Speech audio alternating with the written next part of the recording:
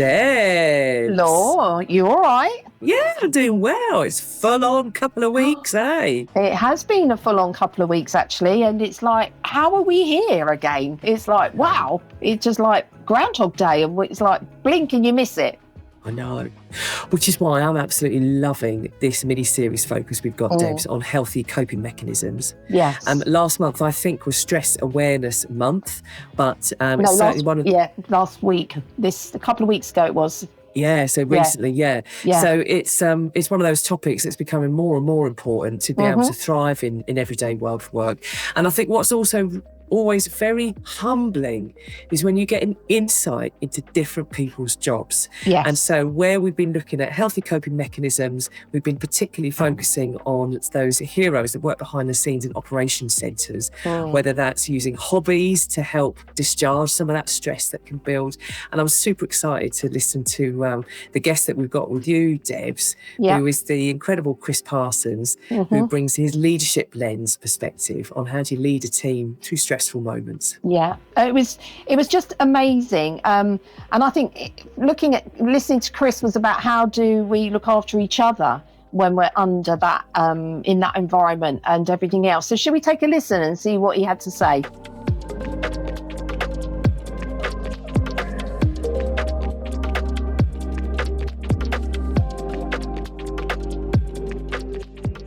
Welcome back, everybody. As you know, this month we have been talking to real life people who have to deal with loads of stuff in their day jobs and they never know what's coming their way. And we've been chatting around how they can cope healthily and what healthy coping mechanisms they have in relation to manage their well-being, their mental health, their mind health, their physical health and everything else in the world that they work in, operate in, which is massive. And I think outsiders looking in, we have no idea what goes on behind the scenes. So we have been really honoured to have our guests actually from the world of the railway to join us to share their experiences and to, give us some of their wisdom and words of experience that we can sort of take forward in our own roles and teams. So as you can see, I'm joined by the wonderful Chris Parsons. Thank you for joining us, Chris. So tell us a bit about you. What do you do? What's your job? Give us a bit of an insight into you. Thanks. Well, as Deb says, my name's Chris Parsons. My official job title is Duty Network Operations Manager for Gobia Thameslink Railway, based at Three Bridges Railway Operating Centre. Essentially, my job is to run the day-to-day running of the operational floor on the route for Gobia Thameslink Railway. Now, we have got a massive network. We run from Peterborough all the way down to Southampton, from Kings Lynn all the way down to Rainham in Kent and everything in between, all the way through London. Wow. So we've got lots of disparate moving parts. I manage a team of 7 train service managers who each look after a separate geographical area within the country. And I suppose my job essentially is to try and make sure that the train service keeps running no matter what gets thrown at us on a daily basis. And we have lots thrown at us on a daily basis. And as Deb said, we don't know what's coming from day to day. Yeah. God. And how long have you been doing it for? How long have you been on the railway? I've been on the railway since I was 24. So this will be my 20th year. Wow, I've done lots of different roles. I started off checking tickets on a barrier line down in Kingston, and I've moved through there, up through the station as well, station management, and then into operations. And I've been in operations for the last 14, 15 years. And I've worked for 3 separate companies. I worked for South Western Railway, I've worked for Crossrail for a little bit, and then for the last 8 or 9 years, I've been with Gobia Thameslink. Okay, cool. Wow. And I suppose over that time, you, as you said, you've seen so many incidents and things be happening, and actually you've still got to get the trains running because the public expect that, right? So when we started this conversation around how do we cope, what healthy mechanisms have we got that help us cope, what what was important to you about this topic? Because you were very pivotal in shaping some of the material with Laura and helping us to make sure that it was relevant to the audience. Because, say we're not the experts, so we wanted to, make it part of something that felt real for them. So what is it about this topic of healthy coping mechanisms that's really important to you? I think for me, it's a recognition. I know it's quite a cliche thing to say, but we live in a very, very stressful world. We do. And we have lots of things that impact upon us, both inside of work and outside of work. For me, it's a case of, and when I manage my team, this is what I say to them: how can I help? Right. How can yes, I'm your manager inside of work, but if you've got an issue going on outside of work as well that you need my assistance with, don't feel like you can't talk to me about this. Yes. My outlook on this personally is, if you are in a good place outside of work, family, social, whatever, outside of it, when you come into work, you're going to be more effective, for me personally. Yeah. So how can I help that? So try and make their lives, my staff members' lives, less stressful if I possibly can. Okay. Yeah.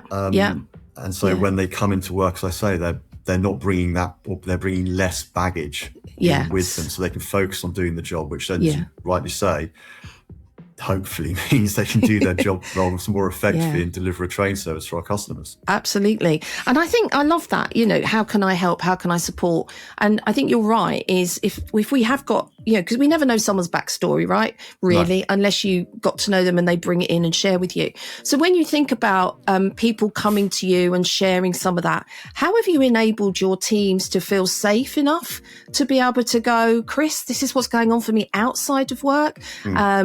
I need your support or help. How have you created that safe space, I suppose, for people to do that with you?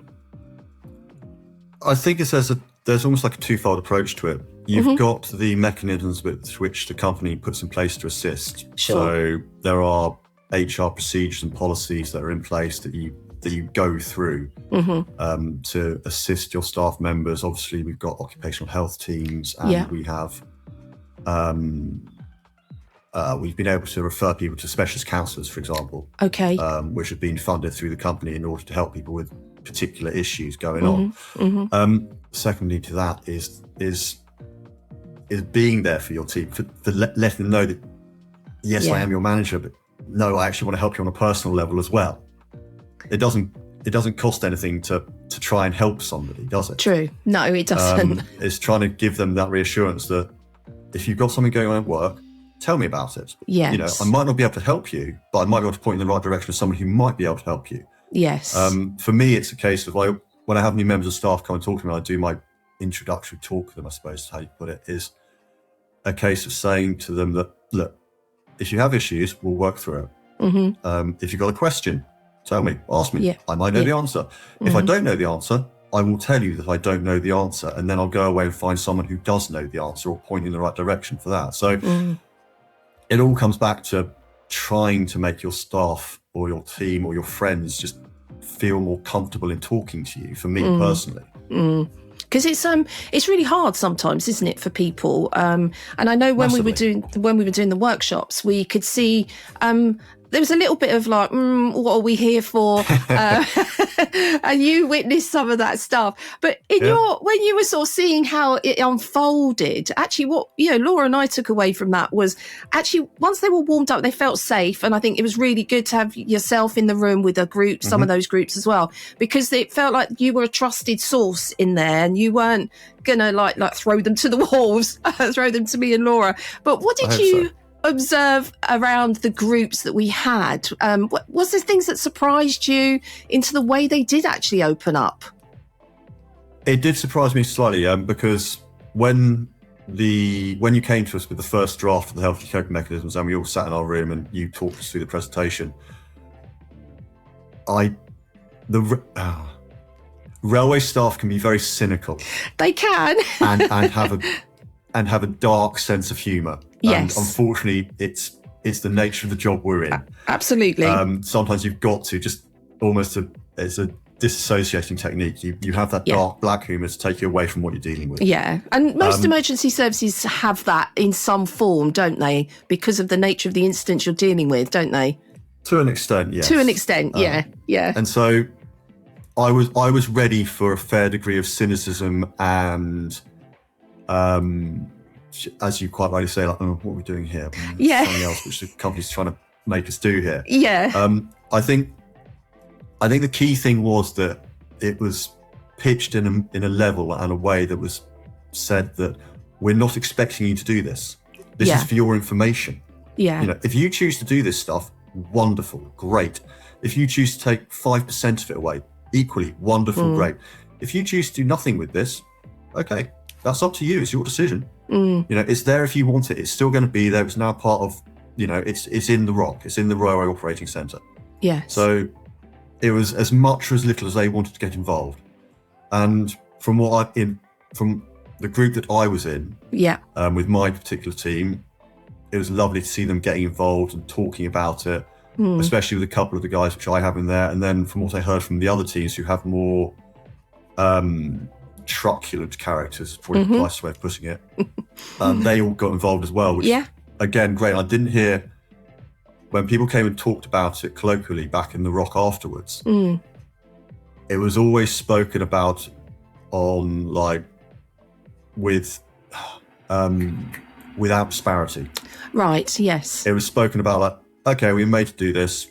It was interesting. Yeah. It was all right. Yeah. Not like, oh my God, what on earth was all this about? Yes, yeah, that was good. And I love their practical ideas, because that was the whole point behind it, wasn't it, Chris? That was something that you and your team and the people involved in designing it with us was about practicalities of it, because you work in a really practical way and you just go into action when you need it.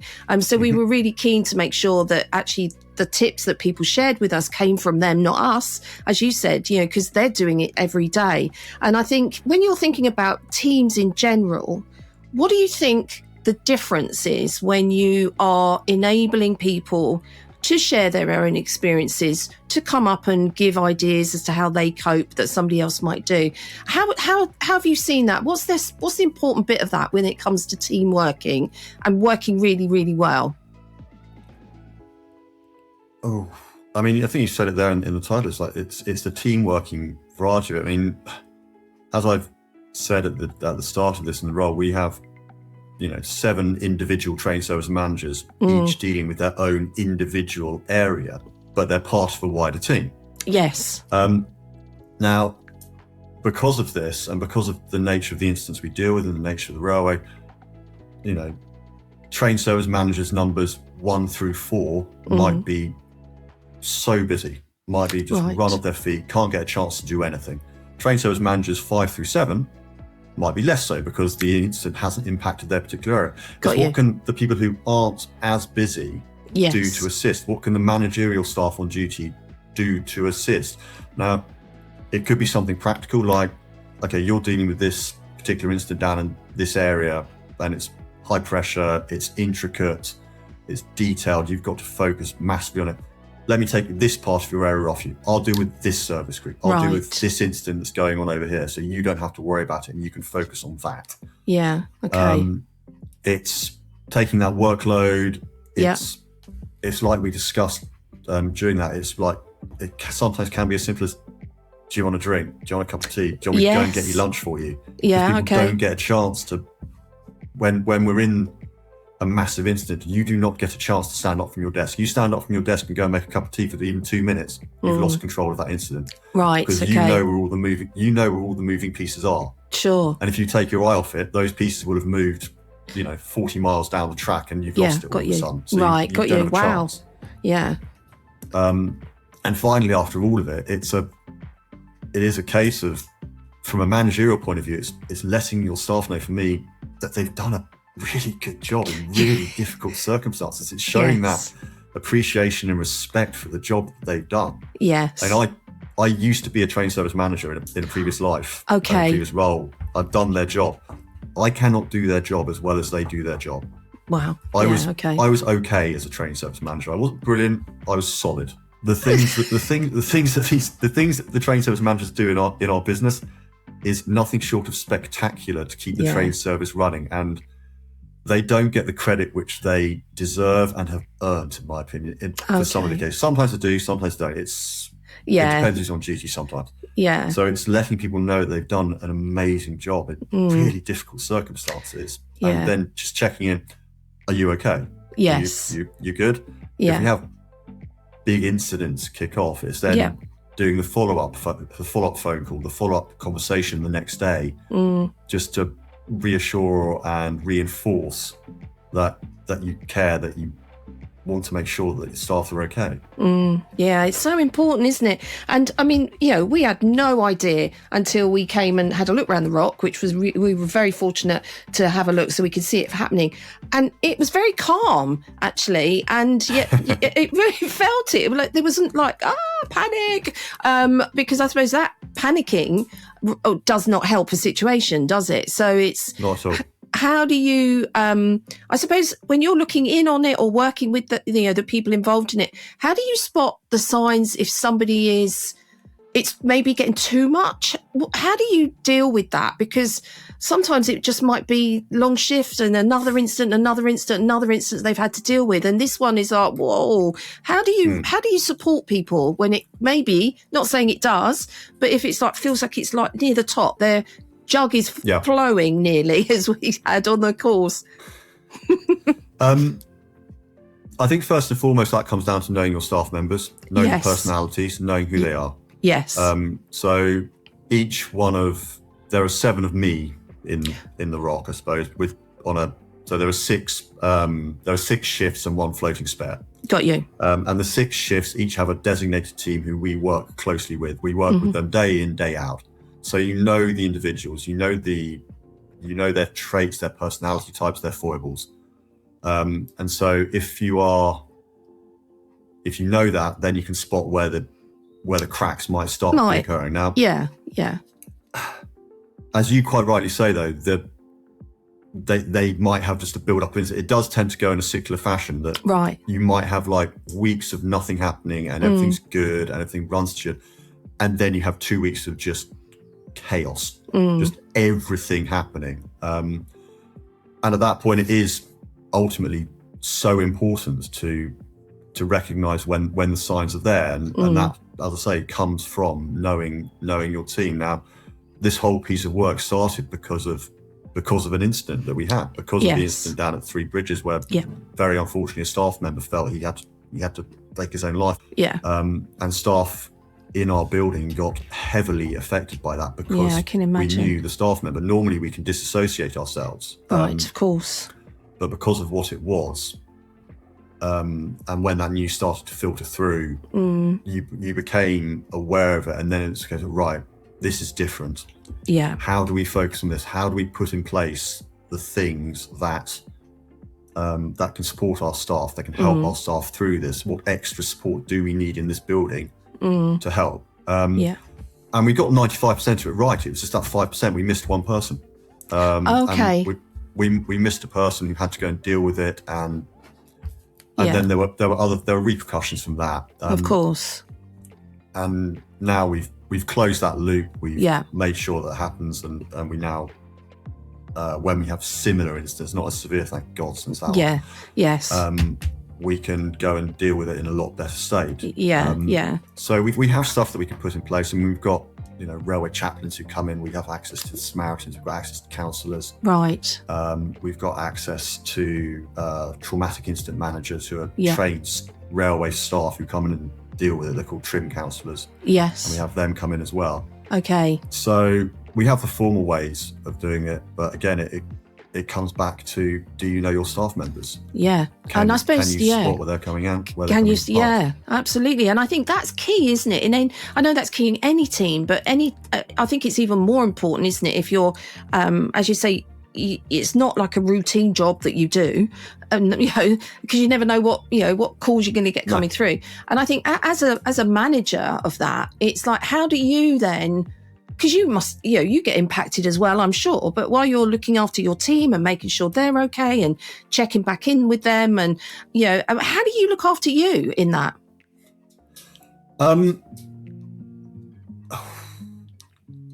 I suppose I don't want to sound like boastful or anything. No, just say it because it's really important.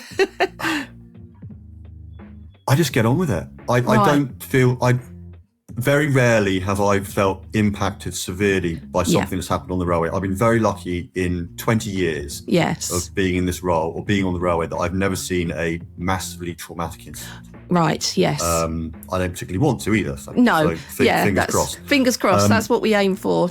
Nothing like that, yeah.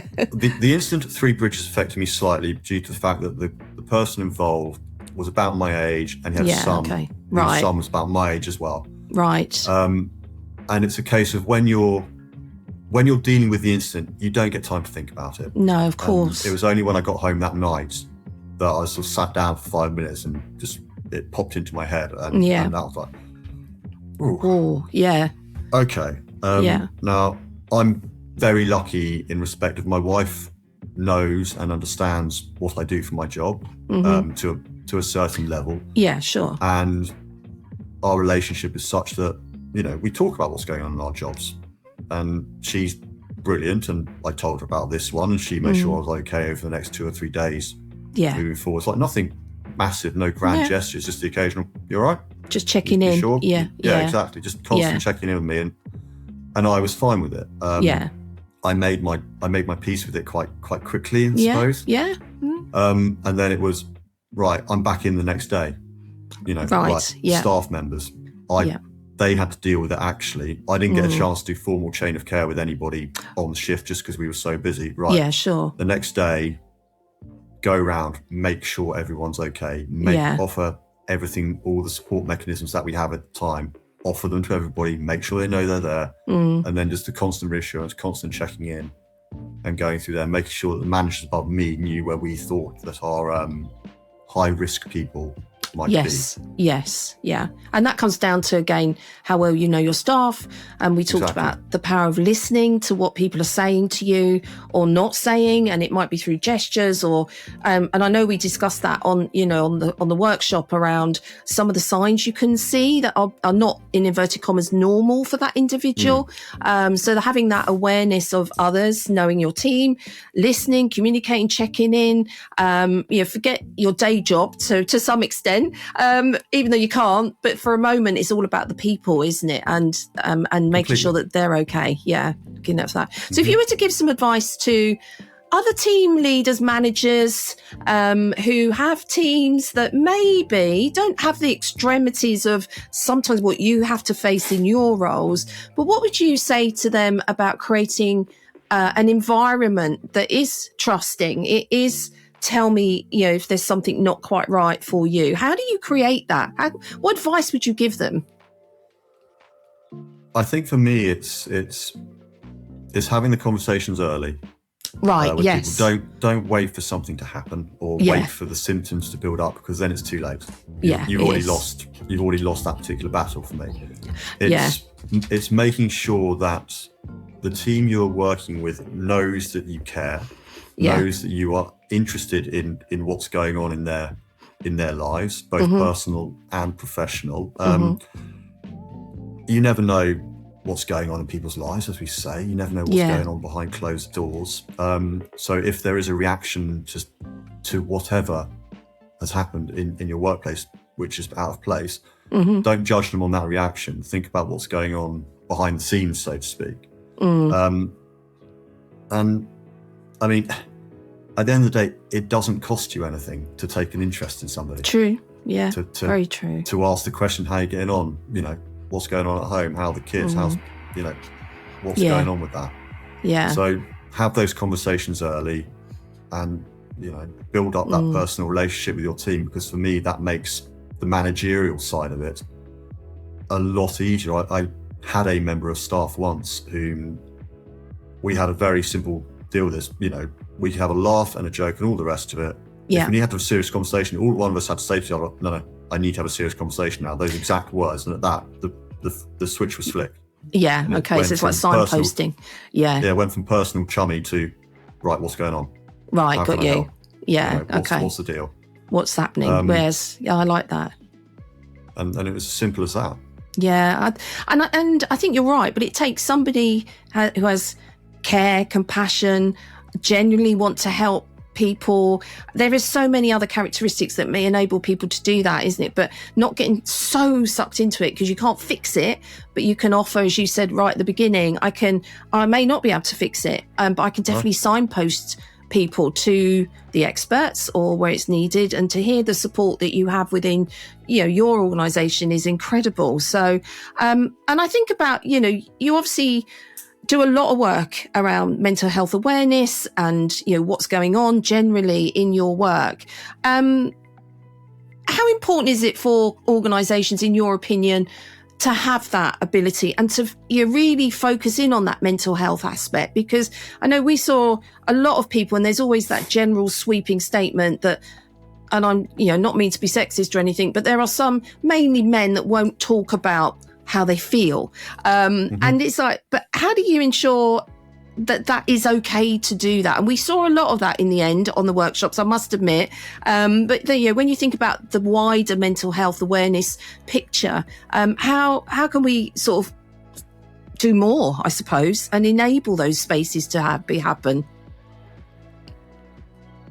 I think that, certainly over my 20 years in the industry, it's changed massively, and the speed of change in terms of the recognition of mental health and healthy mental health in the last 5 to 10 years has increased so dramatically in terms of both awareness of it and then things that are being put in place to try and help people with this. Yeah. You're always going to have people who don't want to talk, who want to just want to be themselves, be an island, if you want to put it like that. Yeah. But it's something that I think everyone recognises now is key. We still lose people to stress and potentially overwork through our industry fairly regularly throughout it. And then it's how do you support, how do you cope, how do you help them get to a place where they feel comfortable coming back. And I suppose I've been lucky, in inverted commas, massively in inverted commas, that when I've had staff members be off with stressful incidents, with quote unquote mental health issues, they've been willing and they've been wanting to engage.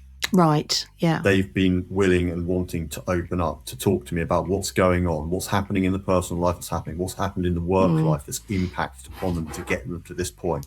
Yeah. And then they've also been wanting to engage with how can we then help to get you back into the workplace as well. Sure. Yeah. So I've been very lucky in that respect, that the staff members I've had to deal with have wanted to engage, and they've recognised that they need the help. It's when you don't have a staff member like that. And I'm now trying to think of anybody whom we might not have had, and I can't think of anybody, to be perfectly honest.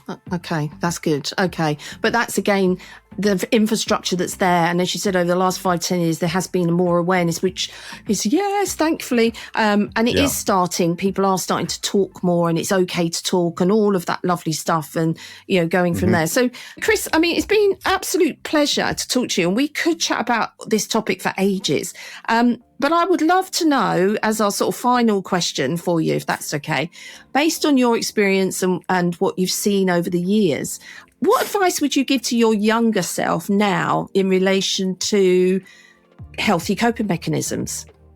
When I came into this industry, I fell into this industry. I had a degree in medieval history. I didn't know what I wanted to do with myself. I moved into London and I needed a job. And the thing down in Kingston was like a job in the back of the Evening Standard back in the day. Like through a recruitment consultancy. And I was educated. I was educated, I had degree level education, and I was 24, 25, and you think you know everything. And it's only at that point you look back and after like 6 months of doing it, and you realise you know nothing. Yes, that's very true. You know absolutely nothing about the world. I led a very sheltered life in my education, in my upbringing, and then it's a case of, it would have been telling myself at that point that to do it more quickly than I realised, to take a step back, realise that no, you're not all that. You have got so much to learn about life and about people. Right. And about how people react and how people cope. With my schooling, that schooling was very, very niche schooling. You know, public school boy, boarding school, such a closeted environment. You don't realise it. Okay. You think everyone's like that. Yeah, that's true. And so it's then recognising, okay, I don't know everything. These people have been in this job for a while now, and I'm the new boy in the patch. I know nothing about what's going on here. So have a bit of humility, listen to people, and don't make assumptions or judgments on them based on your own upbringing, because your upbringing is incredibly different to 90% of the people you are going to be interacting with the rest of your life. If you don't recognise that and understand that rapidly, then you're not going to do anything. You're not going to go anywhere. As soon as I don't think there was a moment when I realised that. There was like a light bulb moment. It's sort of a gradual thing, and then eventually after 6 months of doing the job, it's oh, I'm probably going to be in this industry for a while now, because most people who join the rail industry, we don't tend to leave. We tend just to move around. There's so much you can do in the rail industry. Yeah, there is. And it was then, it's like, right, if I'm going to be in this industry, right, knuckle down and crack on with it, basically. Yeah. So I suppose moving back to your question, the thing I would tell my younger self, especially regarding healthy coping mechanisms, is the fact that, again, everybody's different. You don't know what's going on in people's lives. So for people to react in the way that they react to their own stimuli, it might not be how you react, but you don't know what's going on unless you ask, unless they're willing to tell you. Yeah. So until that point happens, accept their reactions. It might not be your reaction, but accept their reaction to their own life. Yeah. And then move from there. Cool. I love that.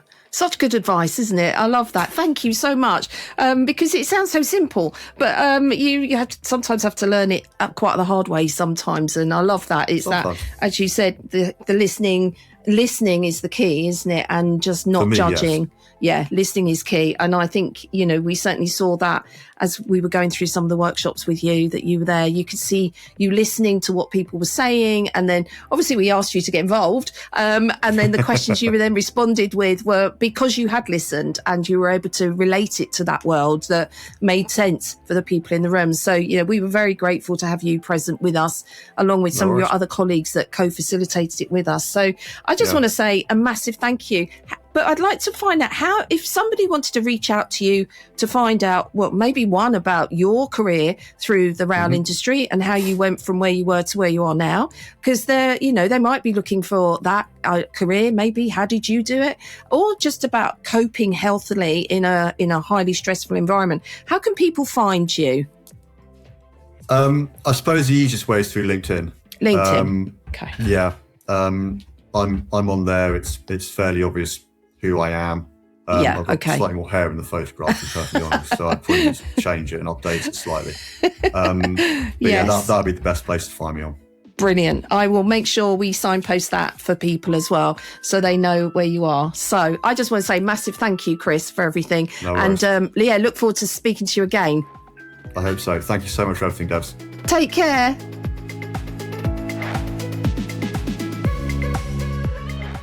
So, Laura, tell me, what did you think? Oh my goodness, Devs. I just think it's inspiring when we go about our day to day as a passenger on a train, for example, and just when you get an insight as to what goes on behind the scenes and the toll it has on those teams that are making it work and doing what they can, and just the things that can then help and the impact that a leader can have. So I took loads of what Chris was saying. Yeah, it was really good. I mean, we were talking around how you can notice stress in others and being able to sort of lean in and ask the question and not be afraid to. And, how we could have some practical interventions as leaders within our teams to do that, so that you keep the team safe and you're able to think about your approach to it and what can you do to support. And even if it's making somebody a cup of tea, it's making sure that they get that cup of tea or something like that. And what I loved was the follow-up bit that he talked about and the check-ins. It's so important to close that loop because they work shifts, so you may not see that individual for a couple of weeks. So he was hot on creating that safe environment by checking in with people, making sure they're all right, doing the follow-ups, spotting the signs early, which actually means you have to have a great level of awareness within your team and know them. Yeah. Really absolutely. good. Yeah, really good. And I think to hear it right from the sort of the, from that frontline perspective. And Chris is a fascinating guy. I mean, his background is just so interesting in terms of all the teams he's worked with. Yeah. So I think my share the secret would be, if listening to this has got you thinking about someone who you've worked with in the past or you're working with now, who you can see they could do with a bit of a check-in, get them to listen to this. Yeah. And then the fact that, it's okay to have a leader or to have that conversation with a leader, to just keep an eye out on it for you, because that's what leaders are for. They're there to ensure that people have got what they need mentally and practically to be able to do what's required on the shift ahead. Yeah, definitely. I'm with you on that. And I suppose my call to action, because he shared his, which was amazing, would be making sure that by having really good open communication and creating that environment that enables that to happen, I think that's creating that safe environment as the leader is key, and noticing what's going on in your team. So that would be my call to action. Notice for your team, create that space and keep talking. Absolutely. So, Debs, we have got as our fourth part on healthy coping mechanisms mini-series. So if the conversation with Chris was around what role a leader in leading a team through challenge and pressure.